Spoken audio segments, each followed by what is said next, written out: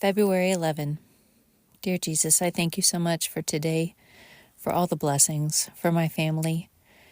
Pray that as I read your word that you would give me wisdom, give me clarity, and help those listening to have the same. Exodus 32:1 through 33:23. Now when the people saw that Moses delayed coming down from the mountain, the people gathered together to Aaron and said to him, "Come, make us gods that shall go before us. For as for this Moses, the man who brought us up out of the land of Egypt, we do not know what has become of him."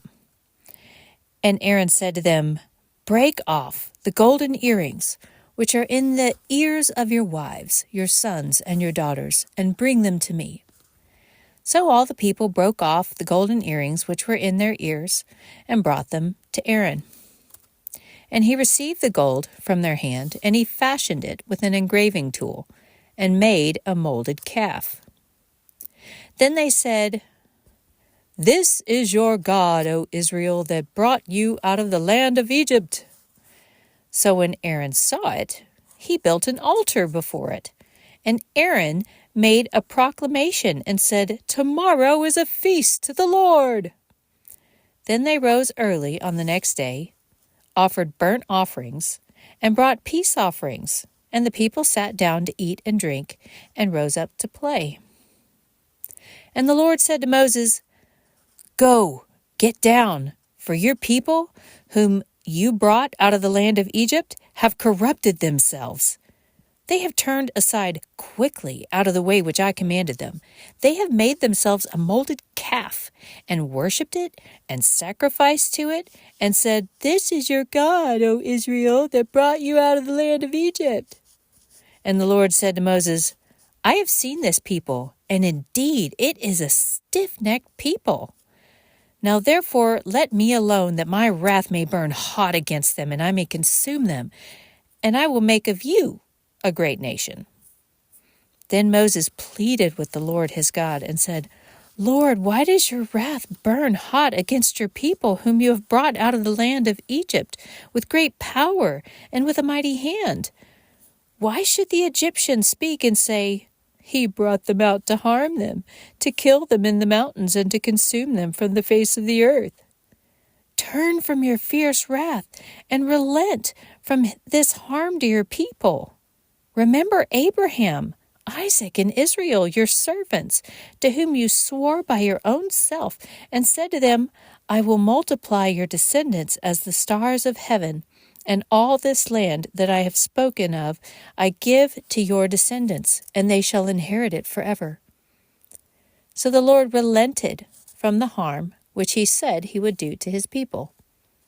And Moses turned and went down from the mountain, and the 2 tablets of the testimony were in his hand. The tablets were written on both sides. On the one side and on the other they were written. Now the tablets were the work of God, and the writing was the writing of God engraved on the tablets. And when Joshua heard the noise of the people as they shouted, he said to Moses, "There is a noise of war in the camp." But he said, "It is not the noise of the shout of victory, nor the noise of the cry of defeat, but the sound of singing I hear." So it was, as soon as he came near the camp, that he saw the calf and the dancing. So Moses' anger became hot, and he cast the tablets out of his hands and broke them at the foot of the mountain. Then he took the calf which they had made, burned it in the fire, and ground it to powder, and he scattered it on the water and made the children of Israel drink it. And Moses said to Aaron, "What did this people do to you, that you have brought so great a sin upon them?"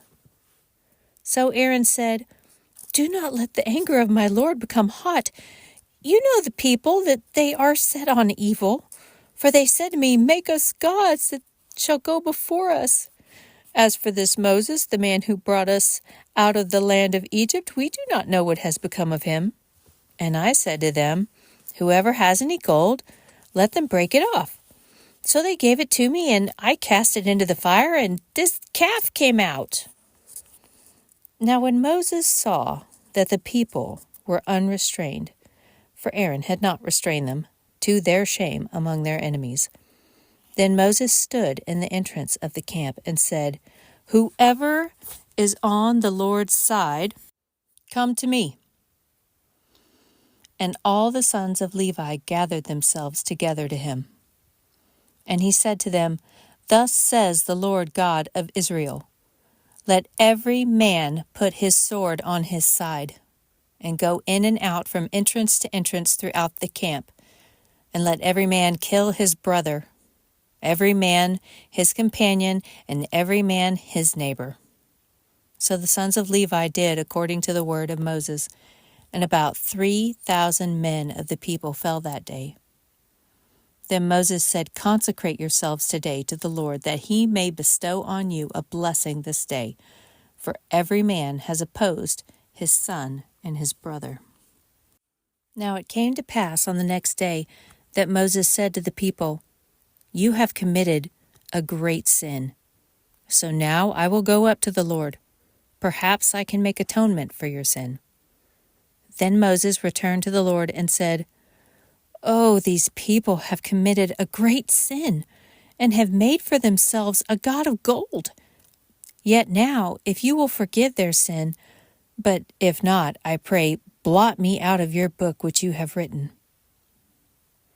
And the Lord said to Moses, "Whoever has sinned against me, I will blot him out of my book. Now therefore, go, lead the people to the place of which I have spoken to you. Behold, my angel shall go before you. Nevertheless, in the day when I visit for punishment, I will visit punishment upon them for their sin." So the Lord plagued the people because of what they did with the calf which Aaron made. Then the Lord said to Moses, "Depart and go up from here, you and the people whom you have brought out of the land of Egypt, to the land of which I swore to Abraham, Isaac, and Jacob, saying, to your descendants I will give it. And I will send my angel before you, and I will drive out the Canaanite, and the Amorite, and the Hittite, and the Perizzite, and the Hivite, and the Jebusite. Go up to a land flowing with milk and honey, for I will not go up in your midst, lest I consume you on the way, for you are a stiff-necked people." And when the people heard this bad news, they mourned, and no one put on his ornaments. For the Lord had said to Moses, "Say to the children of Israel, you are a stiff-necked people. I could come up into your midst in one moment and consume you. Now therefore take off your ornaments, that I may know what to do to you." So the children of Israel stripped themselves of their ornaments by Mount Horeb. Moses took his tent and pitched it outside the camp, far from the camp, and called it the tabernacle of meeting. And it came to pass that every one who sought the Lord went out to the tabernacle of meeting which was outside the camp. So it was whenever Moses went out to the tabernacle that all the people rose, and each man stood at his tent door and watched Moses until he had gone into the tabernacle. And it came to pass, when Moses entered the tabernacle, that the pillar of cloud descended and stood at the door of the tabernacle, and the Lord talked with Moses. All the people saw the pillar of cloud standing at the tabernacle door, and all the people rose and worshipped, each man in his tent door. So the Lord spoke to Moses face to face, as a man speaks to his friend.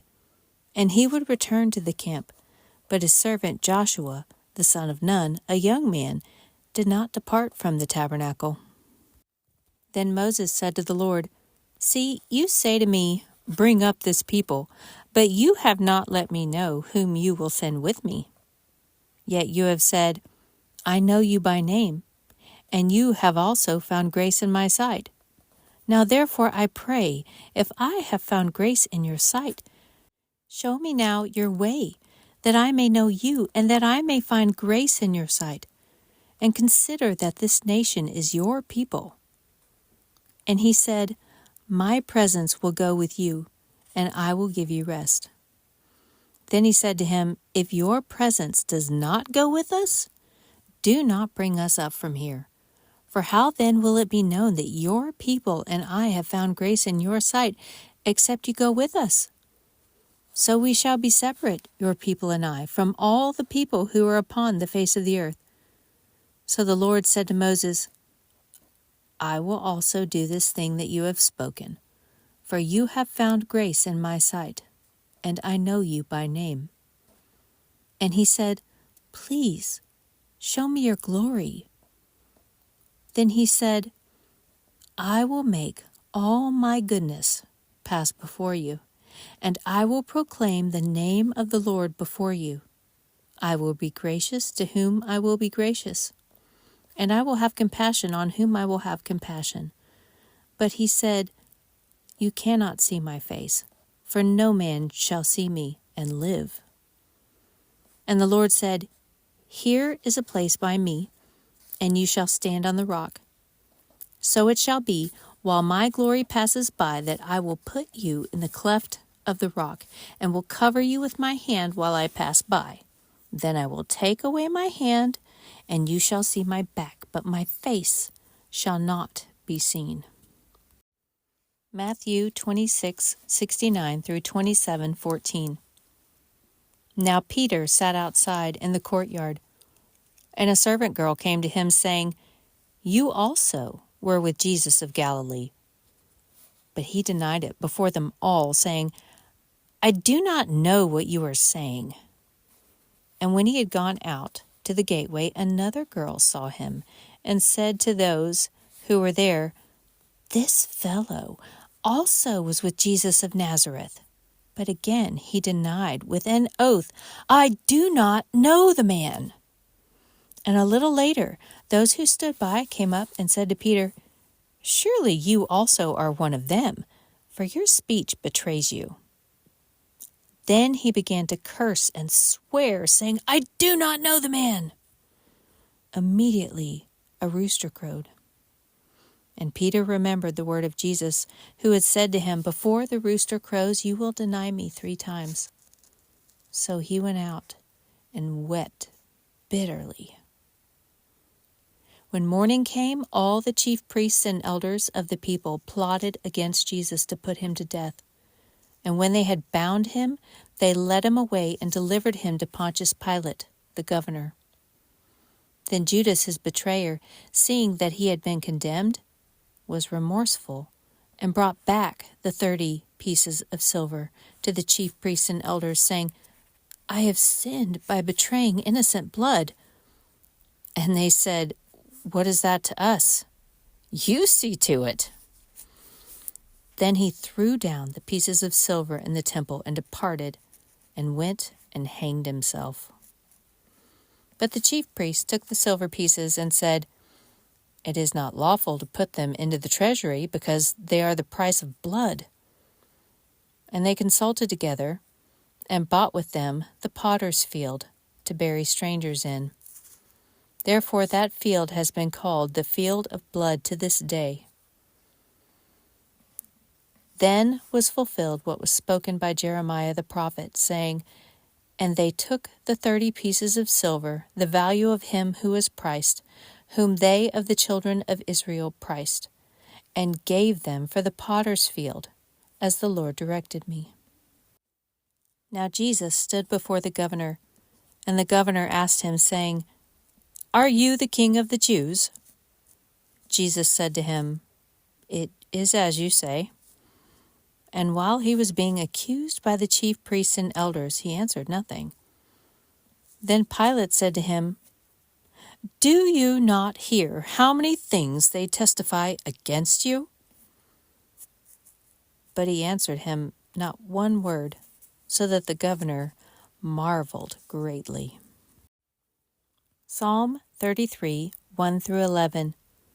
Rejoice in the Lord, O you righteous, for praise from the upright is beautiful. Praise the Lord with the harp. Make melody to him with an instrument of 10 strings. Sing to him a new song. Play skillfully with a shout of joy. For the word of the Lord is right, and all his work is done in truth. He loves righteousness and justice. The earth is full of the goodness of the Lord. By the word of the Lord the heavens were made, and all the host of them by the breath of his mouth. He gathers the waters of the sea together as a heap. He lays up the deep in storehouses. Let all the earth fear the Lord. Let all the inhabitants of the world stand in awe of him. For he spoke, and it was done. He commanded, and it stood fast. The Lord brings the counsel of the nations to nothing. He makes the plans of the peoples of no effect. The counsel of the Lord stands forever, the plans of his heart to all generations. Proverbs 8:33 through 36. Hear instruction and be wise, and do not disdain it. Blessed is the man who listens to me, wisdom, watching daily at my gates, waiting at the posts of my doors. For whoever finds me finds life and obtains favor from the Lord. But he who sins against me wrongs his own soul. All those who hate me love death.